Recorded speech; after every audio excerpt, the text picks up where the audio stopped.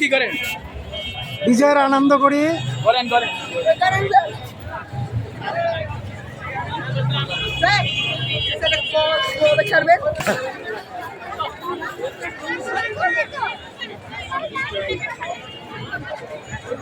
এটা কিসের আনন্দ জানি না, এইভাবে মানুষ বাইর হয় না।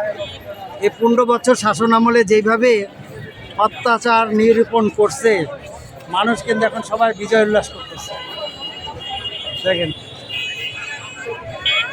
মানুষ কিন্তু বিজয় উল্লাস করতেছে।